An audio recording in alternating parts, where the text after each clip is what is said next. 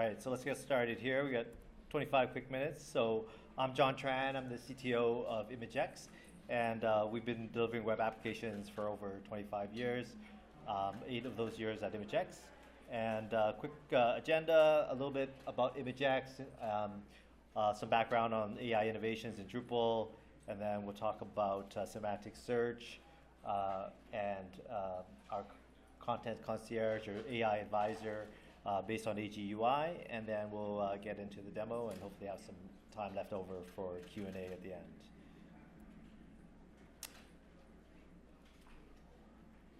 So a little bit about ImageX. Really briefly, we're founded in 2001, so we're celebrating our 25th anniversary this year with Drupal. And we have about 100 people worldwide. We're based in Vancouver, where I'm from, but we have hubs in Latin America, Europe, and all over North America. And we have about 20 hours of dev coverage 6 days a week based on our global hubs, so it's kind of cool. We are a full service agency. We provide services in the form of strategy, design, development, of course, and then ongoing support for all our customers as well. Just a little bit of quick background. You've probably heard a lot about this already today, but the Drupal AI initiative, we can kind of categorize it into kind of 3 broad categories in content generation, governance, and campaign automation. And then at ImageX, we're going to try and extend that vision to the end user. So we have some internal development tools that we've created for, and share with the community, and then we've focused on delivering semantic search and this digital content AI-based advisor that we'll show you today in detail.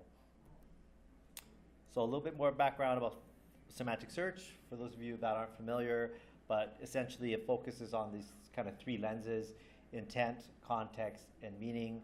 So intent being exactly what the user is intending to ask, not just the words that they're using to describe it. Context giving a little bit of background information on the user or their history or their device.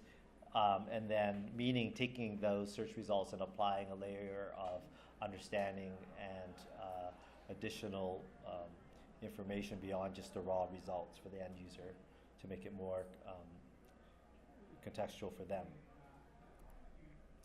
So like an example of that, in a typical keyword search, you might ask for comfortable running shoes, for bad knees. So if you search for that on a typical text search on the Nike store or something, you might get back some random running shoes, some t-shirts with the word bad on it, and that they are, have a medical focus, they're worried about cushioning, maybe some orthopedic support, and we're able to provide, direct responses and search results that are actually relevant to what they're actually asking. So if you break that down logically, we retrieve the query, we analyze the intent of the words for what their meaning is.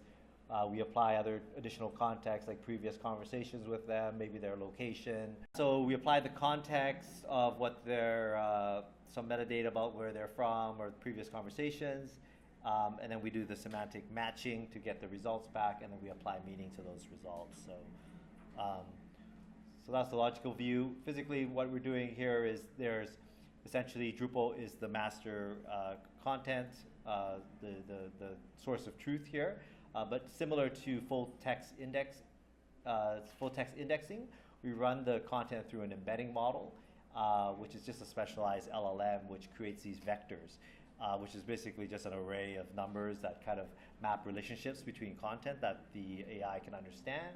We store that in a vector database, typically a different database than your content store, but technically it could be the same one. And then that's the kind of population of the vectors or the sort of training data, if you will. It's a little bit different. And then for the retrieval, the end user submits their search. We then run a query against the vector database and then retrieve the content from Drupal and then do a secondary RAG call to apply meaning basically to those results. And then we can apply additional tools and stuff like that too, which we'll get a little bit into in the demo. So what we want to do is basically extend that same semantic search architecture into highly personalized, smarter experiences, and that's really what we're talking about today. So a little bit of background about how we got here. We started implementing semantic search probably over a year ago for some of our clients, and we saw a lot of promise in that architecture and extendability. We applied for some grants from the Canadian government, so we received some funding to do some AI research, and then partnered with the University of Waterloo, which is sort of like the MIT of Canada, to build out a digital advisor for them. So I'm going to show you this proof of concept we built with them today. We're still in the process of commercializing it with them, but it's a pretty functional POC that you're looking at. So architecturally, it's very Drupal-centric. Basically, best practice Drupal. We use heavy use of the Drupal AI toolset and the tooling module. And then we built this AGUI module that we've released into the community. And I'll tell you a little bit more about what that does in a second. And of course, you'll need the enterprise toolset of LLMs, vector databases, and then possibly a third-party agentic framework, but we're working on getting that all into Drupal as well. So what exactly is AGUI? So you've heard of MCP, probably heard a lot about it here at the conference today and yesterday, but there's kind of like two sister protocols, A to A, which is agent-to-agent communication, and then AGUI, so that's agent-to-user interaction protocol. And we make heavy use of that in order to communicate with agents to the front end that is ultimately delivering the experience to the user. Some design principles from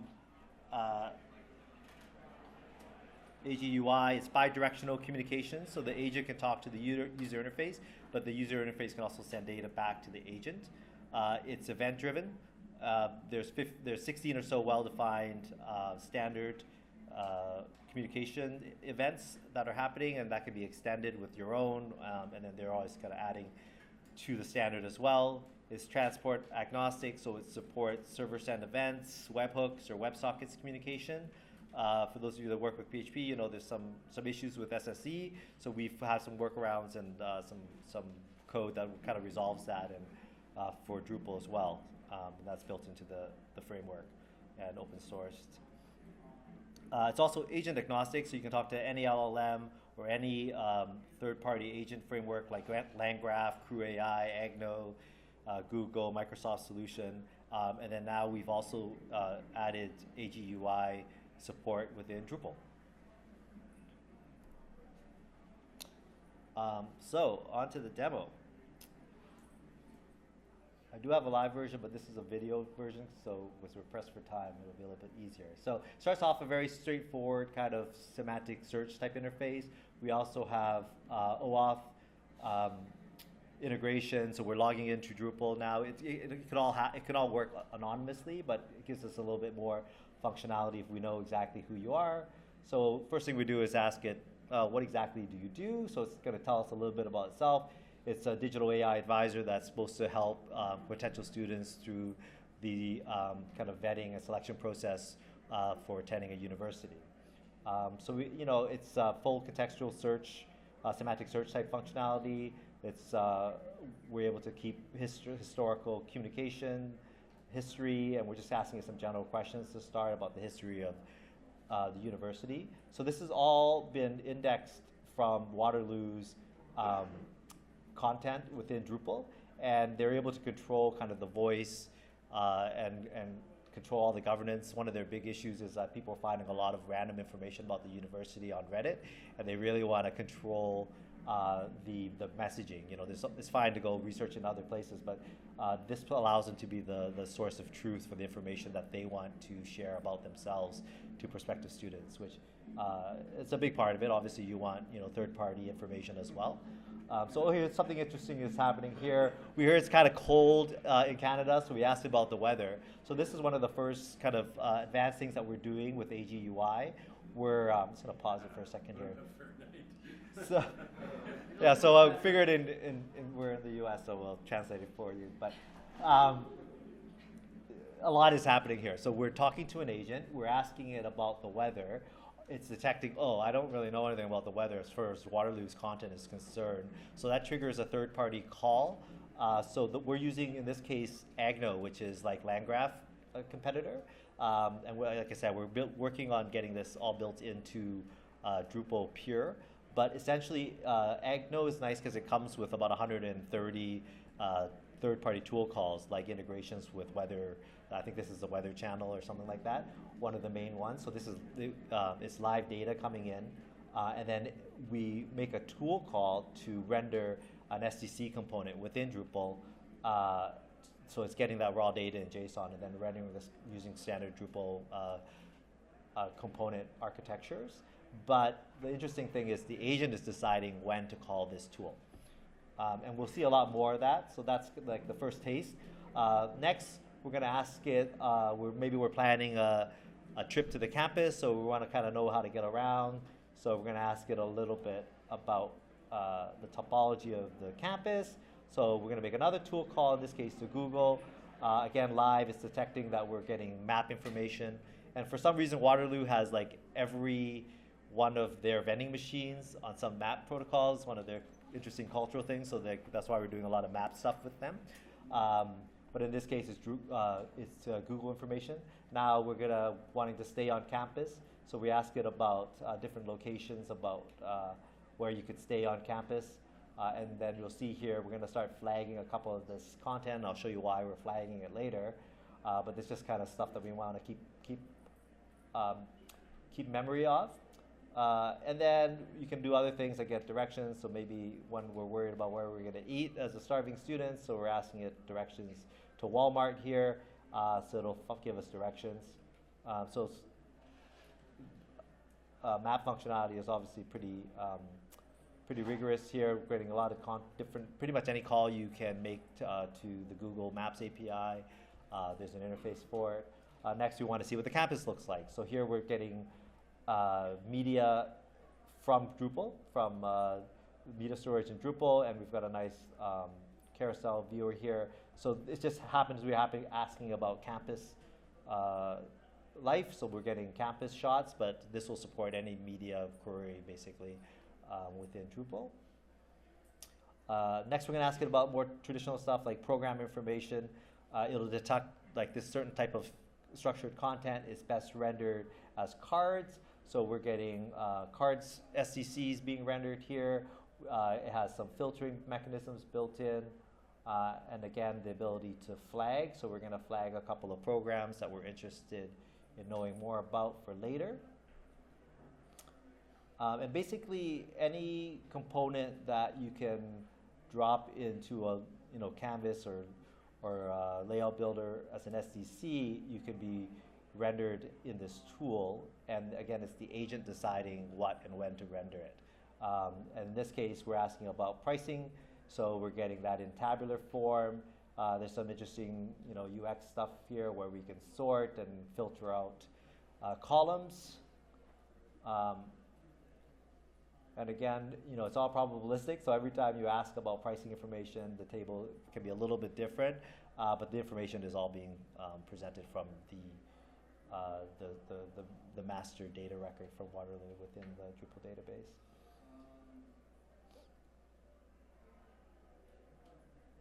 Next, what are we asking here? All right, so we're asking about upcoming events. So in this case, we're going to get a slightly different card structure. Events is its own content type with kind of special or not additional content structure than a program. So we see there's images and dates and everything sorted and only presenting upcoming events. In this case, I recorded this a bit ago, so it's giving us April events. But now we find one we like and we want to register for the event. So this is a true Drupal form being rendered, and it's associated with the content that we just saw earlier. So you could pick any one of those events, and it'll pull up the right form for it. You fill it out. So that's going into the form database. It's creating an entry for the registration. That's its own content type for the registration, like kind of the registration management system, and it's sending me an email and adding it to my calendar. So that's all working. Trust me, it's working. This is just a video, but I can show you it running in real time as well. And then, so now we can look at the history of those events as well. So there's a history tab, And then now we're going to check out the notebook. So the reason we were flagging all that content is now we've got sort of this notebook of information that we were really interested in. And if you've ever gone to visit a university, you know, you walk out with like a handful of pamphlets. So in this case, you can download a custom PDF brochure built with the content that you flagged. So there it is, my notebook, Waterloo. The layout on the actual content is kind of rough right now, but it'll be, the intent is for this to be a really glossy, basically digital magazine style with like, you know, full color imagery that you can then print out or share with your parents or whatever you want to do. So that's the demo. 2 minutes over. I think we have time for questions, or? Yes. Okay. We do. Yeah. All right. Anyone? Sorry. Yeah. Sorry. Go ahead. This might be a stupid question, but like for this specific scenario, what would you do with a bad prompt? So like let's just say one of the prompts would be, what is like the worst professor to avoid? Yeah. So that's a tricky one. That could get around some of the safeguards, but Waterloo can decide how much the gate is. So like if you ask like in another demo, I'll ask like, what kind of dog should I buy for my kids? And it'll say, you know, we're not here to talk about that, or some kind of friendly message about that, and try to steer them away to like a traditional LLM. But something like that might be related, so Waterloo will have to decide, do we want to have an opinion on that stuff? So there are safeguards we can put in place, but that's why they want to do this, is because they want to be able to like make sure that their messaging is aligned with the LLM's messaging is aligned with the university's messaging on topics like that, where they do or may not want to have an opinion. Are you doing any kind of caching on the LLM responses, like through Fastly or something? Because how are they controlling costs? Yeah, so it definitely, so there's been a lot of talk about costs. So first of all, there's caching at various layers. So the Agno piece, which is the agentic framework that we're using, there's caching there. And then the LLMs can also cache. We're not doing too much caching at the Drupal layer at this point, just because every question is going to be unique. So there's only so much you can do. But the agentic model and the LLMs will return cached information. And HLM is a little bit different on how it handles that. Here, I think. I had a question.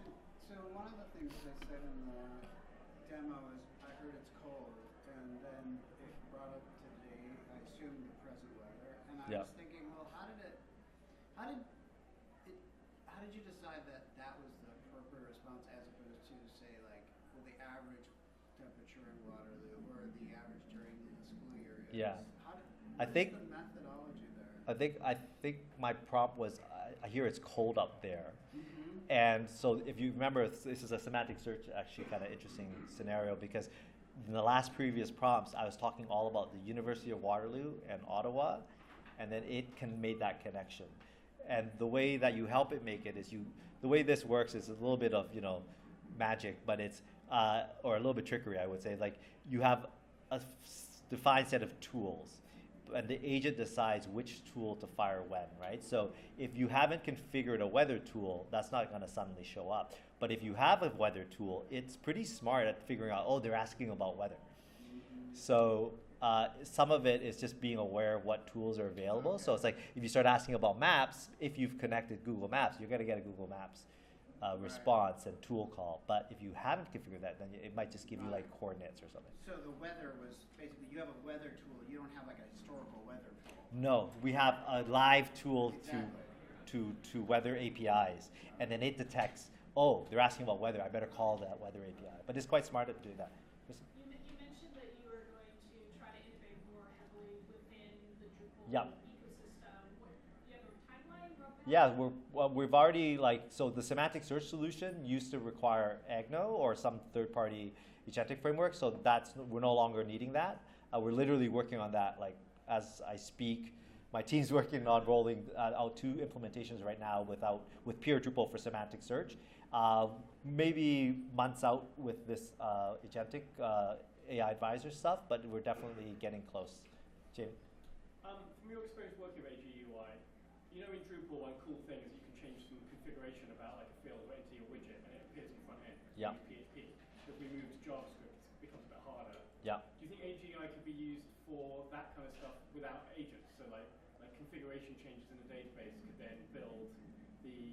form dynamically. Yeah, it's when you pretty. do PHP. Yeah, it's pretty neat actually. So the AGUI event, the way we built it, it fires from the agent. It fires via JavaScript on the front end, but then it also fires, the same event fires in Drupal. Yeah. So that's how we're actually doing, that's how we get the form up. So what, because this is actually not a pure, it's not a React front end, it's actually a Drupal with JavaScript front end. So that form render is the coolest thing because it's actually a SDC PHP rendering, and that's kind of exposed in the JavaScript. But yeah, so that same event fires. Do you see that almost like becoming the standard way across all Drupal that all forms build? It- With HEUI rather I than mean- having to use our PHP kind of template. Yeah, I mean, that's my vision for this stuff, is that the entire website is just dynamically generated based on what the user's looking for at the time, but within the controlled construct of, oh, you want a form, we're going to give you a proper form. You're not going to create a form on the fly because who's going to handle that information? You need to know we have these 18 forms, and then the agent will decide which form you're best suited to look. You don't have to go looking through 18 forms. You just get the one that you're asking about, and then it follows the same form processing flow that you normally would, except it's dynamically generated, the actual front end. Yeah, just staying on that. Since you're in the middle of this, I mean, you brought up, you're sending components. Yeah. My question was, and you're hinting at this, is you got to think 6 months to a year in the future and where things are going. You can't just build a canvas page. You can't just build an experience, not just components, but orchestrate multiple components Yeah. to give people a completely personalized experience. And do you see that going in that direction? I mean, I think there's cost, but still. Yeah, yeah. I mean, we embrace all the Drupal CMS work that's been going on. So like all these components are SDC components that you could drop onto a Canvas page. So maybe the PDF view is a customized Canvas page that we generated at the end that you instead of a PDF, like a PDF is already kind of dated. So maybe it's a customized Canvas page with a link that then you can then share with your parents instead of emailing them a PDF, which is pretty dated. It's just PDF if you want to print it, it might be more useful. But yeah, so we're trying to make all this stuff interoperable with current stuff and a vision for where the current stuff can go. SDC, Canvas, I think they're big components. The tooling, so the Drupal AI tools component is what we fire through the AGUI module. So whenever time there's an event, basically we're firing a Drupal AI tool to then trigger the rendering of an SDC. So it's it's heavily interoperable with all the stuff, and we're making heavy use of it wherever we can and contributing back. I think we're over. So Okay, one more question. one more. Sure.